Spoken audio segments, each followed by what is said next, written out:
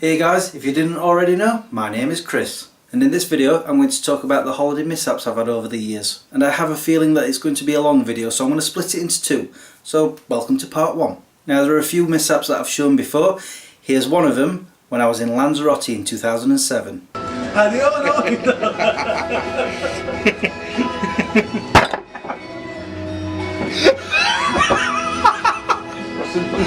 Wipe me head, I'll play it.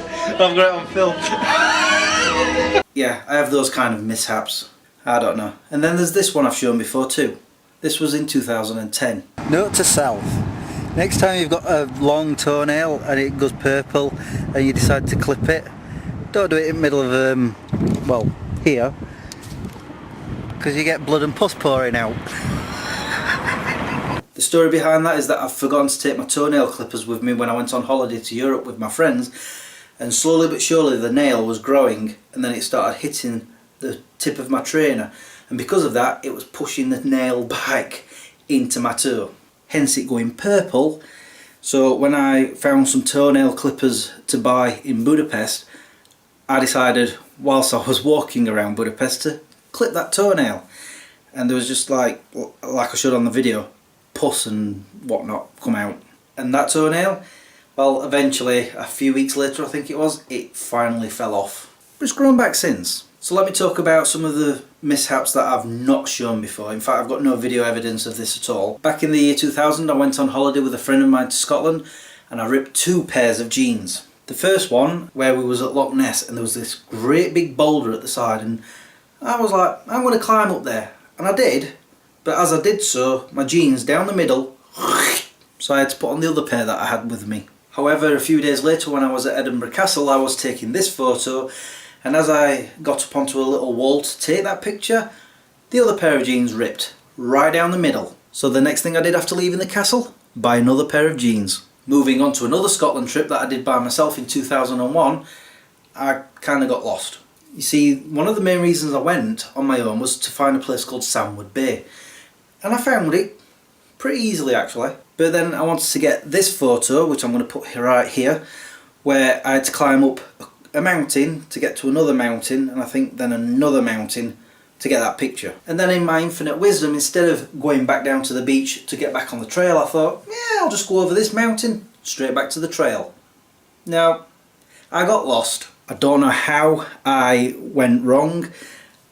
There was no landmarks to follow or to guide me towards the trail, but I must have gone a wrong way.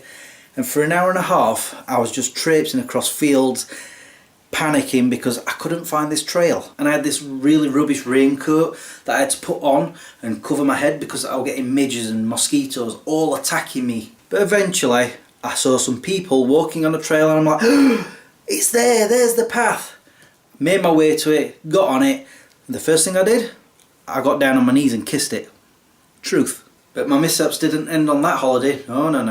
That very night I stayed at Dunnet Head and I kept sleeping in the back of the car. I couldn't be bothered to take a tent or anything. And that night, about 2 o'clock in the morning, I woke up with a nosebleed. In 2004 I went to Lanzarote for the very first time, and I was enjoying the day.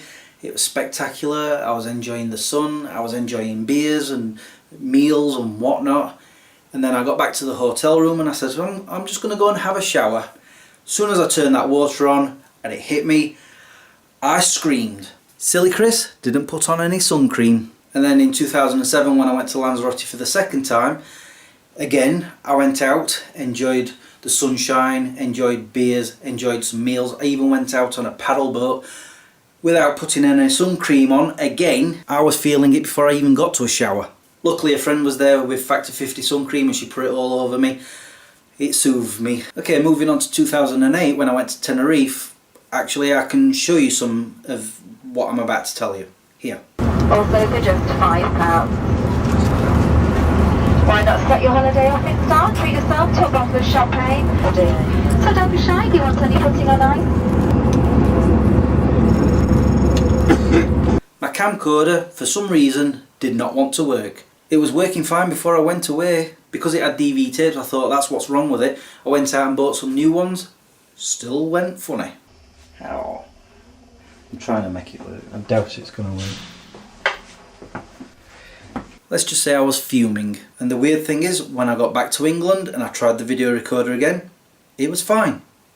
What? In fact, that camcorder lasted long enough for me to start making YouTube videos until about March 2011, then it died permanently. Moving on to 2009 was when I went to Scotland yet again, but this time with my best friend Joe. And as I said earlier, I was having mishaps of my own where my jeans were ripping. It seems that Joe was following suit. As we were walking up Ben Nevis, well, here. I'm sure she won't show me, but she split her pants as well. Oh wait, here we go. Woo!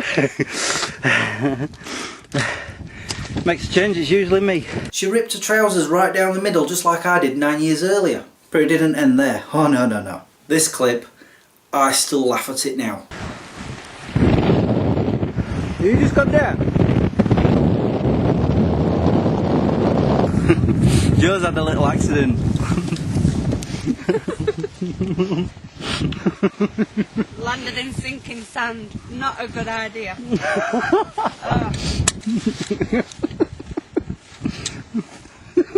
Oh well. What had happened was she come to this ledge, saw this little sandy beach below, so she just dropped down. It was only like half a foot, but she sank into that sand. And because that mishap happened on the way to Sandwood Bay where we were going to sleep for the night, Joe had to deal with sand in her shoes and her socks and all over her trousers for the rest of the night and the following day. It still cracks me up. I hope she doesn't kill me for telling these stories. And then the third one, yes, there's a third one. We were on our way to Aberdeen and both of us were desperate for the toilet, and we saw a parking area and there were two portaloos there, and we were like, oh, let's stop there to go to the toilet. Did our business. I came out before Joe did, and then I heard, well, let's just say she shouted. She came out and she'd found the only toilet, the only portaloo that when you flush it, splashed back. And as you know, with those portaloos, it's all blue fluid all down her trousers. Ruined.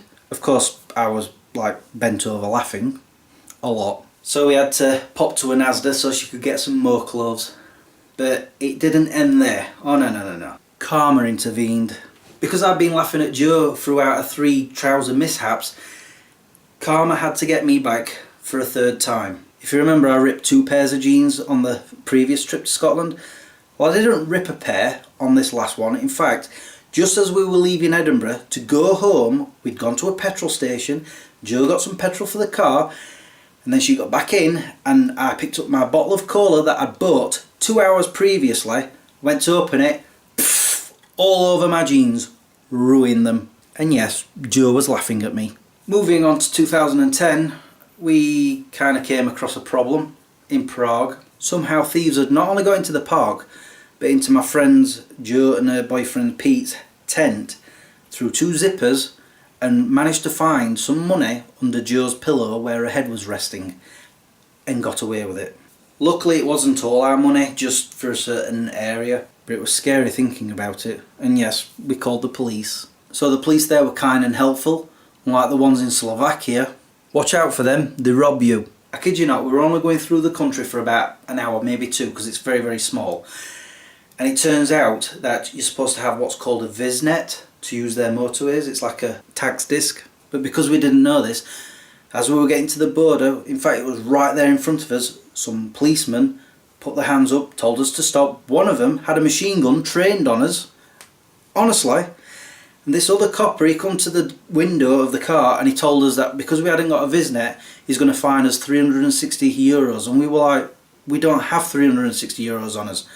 Eventually, we managed to talk him down to 100. We gave him that and he just back pocket, walked off. On your way, go. That's the honest truth. I think I'm going to end part 1 now because I feel like I've still got a lot more to get through.